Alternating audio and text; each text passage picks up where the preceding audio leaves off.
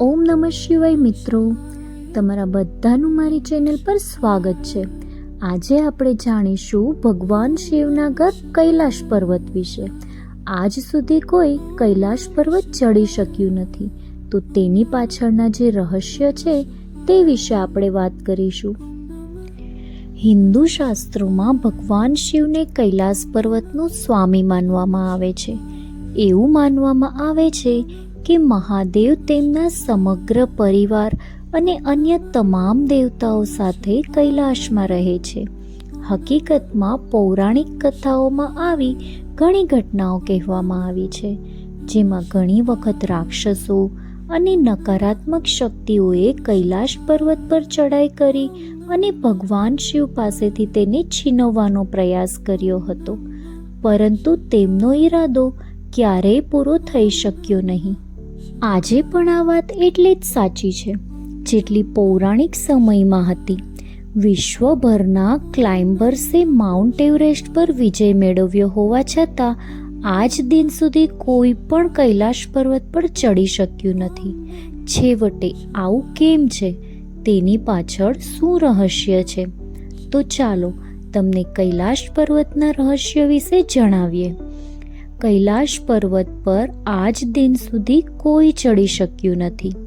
હિન્દુ ધર્મમાં કૈલાશ પર્વતનું ખૂબ મહત્વ છે, કારણ કે તે ભગવાન શિવનું નિવાસસ્થાન માનવામાં આવે છે.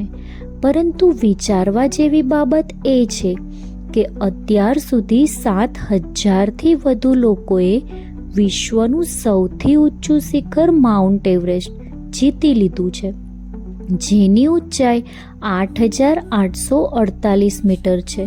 પરંતુ આજ સુધી કોઈએ કૈલાશ પર્વત પર ચડ્યું નથી, જ્યારે તેની ઊંચાઈ એવરેસ્ટથી લગભગ 2,000 મીટર ઓછી, એટલે કે માત્ર 6,638 મીટર જ છે. તે અત્યાર સુધી બધા માટે રહસ્ય રહ્યું છે. કૈલાશ પર્વત વિશે ઘણી વખત આવી વાતો સાંભળવા મળે છે.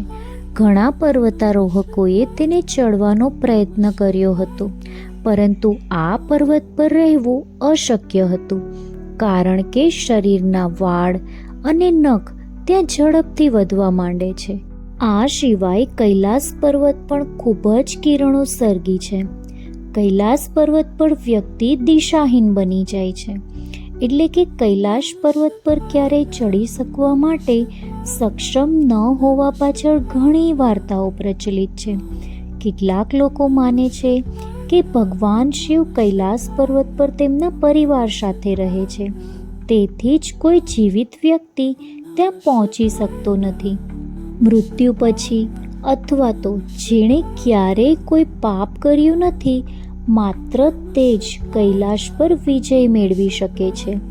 એવું પણ માનવામાં આવે છે કે વ્યક્તિ કૈલાશ પર્વત પર થોડી ઊંચાઈએ ચડતા જ દિશાહીન બની જાય છે, એટલે કે તે કઈ દિશામાં જવું તેમની તેને ખબર નથી રહેતી. દિશા વિના ચડવું એટલે કે મૃત્યુ પર મહેફિલ કરવી.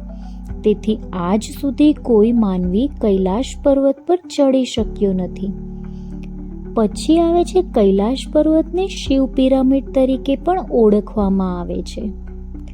વર્ષ 1999માં રશિયન વૈજ્ઞાનિકોની એક ટીમ 1 મહિના સુધી કૈલાસ પર્વત નીચે રહી અને તેના કદનું સંશોધન કર્યું. વૈજ્ઞાનિકોએ કહ્યું કે આ પર્વતનું ત્રિકોણાકાર આકારનું શિખર કુદરતી નથી, પરંતુ તે એક પિરામિડ છે જે બરફથી ઢંકાયેલું છે. આ જ કારણ છે કે કૈલાશ પર્વતને શિવ પિરામિડ તરીકે પણ ઓળખવામાં આવે છે. જે પણ આ પર્વત પર ચડવા નીકળ્યા હતા, તે કાં તો માર્યા ગયા અથવા તો ચડ્યા વગર જ પાછા ફર્યા હતા. શરીરના વાળ અને નખ ઝડપથી વધવા લાગે છે. તેની પાછળ છે કે ચીની સરકારના ઈશારે કેટલાક પર્વતારોહકોની ટીમે કૈલાશ પર ચડવાનો પ્રયાસ કર્યો હતો, પરંતુ તેને પણ સફળતા ન મળી અને તેને આખા વિશ્વના વિરોધનો અલગથી સામનો કરવો પડ્યો હતો. હારમાં ચીની સરકારે તેને ચડતા અટકાવવું પડ્યું હતું, કહેવાય છે કે જે પણ આ પર્વત પર ચડવાનો પ્રયત્ન કરે છે તે વધુ ચડી શકતો નથી. તેનું હૃદય પરિવર્તન થઈ જાય છે. અહીં હવામાં કંઈક અલગ જ છે. શરીરના વાળ અને નખ 2 દિવસમાં જ એટલા વધી જાય છે જેટલા 2 અઠવાડિયામાં વધવા જોઈએ. શરીર સુકાવા લાગે છે. વૃદ્ધાવસ્થા ચહેરા પર દેખાય છે. જ્યારે બીજા કોઈએ પણ કૈલાશ પર્વત પર ચડવાનો પ્રયત્ન કર્યો હતો ત્યારે આખી ટીમને તીવ્ર માથાનો દુખાવો થવા લાગ્યો. તેની પાછળની એવી કથા છે કે માત્ર ચીન જ નહીં, રશિયા પણ કૈલાશ સમક્ષ ઝૂકી ગયું છે. 2007માં રશિયન પર્વતારોહક સેર્ગેઈ સિસ્ટિકોવે તેમની ટીમ સાથે કૈલાશ પર્વત પર ચડવાનો પ્રયાસ કર્યો.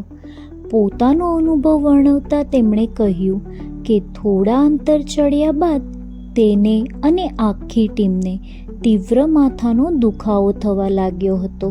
પછી તેમના પગે જવાબ આપી દીધો. તેના જડબાના સ્નાયુઓ ખેંચાવા લાગ્યા અને તેની જીભ જામી ગઈ. મોંમાંથી અવાજ આવતો બંધ થઈ ગયો. ચડતા સમયે મને અહેસાસ થયો કે તે આ પર્વત પર ચડવા માટે યોગ્ય નથી. તે તરત જ વળી ગયા અને નીચે ઉતરવા લાગ્યા. પછી તેમને રાહત મળી. કૈલાશ પર્વતની ચારે બાજુની પરિક્રમા માટેની માન્યતા એવી છે કે 29,000 ફૂટ ઊંચા હોવા છતાં પણ એવરેસ્ટ પર ચડવું ટેકનિકલી સરળ છે, પરંતુ કૈલાશ પર્વત પર ચડવાનો કોઈ રસ્તો નથી. ચારે બાજુ ઢાળવાળા ખડકો અને બરફના ટુકડાઓથી બનેલા કૈલાશ પર્વત સુધી પહોંચવાનો કોઈ જ રસ્તો નથી. આવા મુશ્કેલ ખડકો પર ચડવામાં સૌથી મોટો આરોહી પણ ઘૂંટણ ટેકવે છે.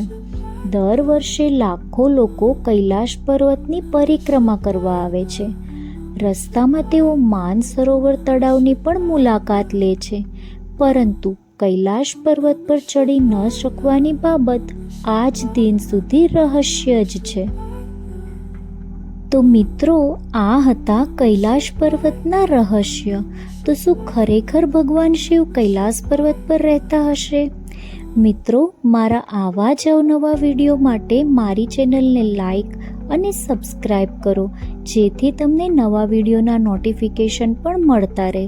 અને જો તમને મારા વિડીયોઝ ગમતા હોય તો જરૂરથી તમારા ફ્રેન્ડ્સ જોડે પણ શેર કરજો. Thank you.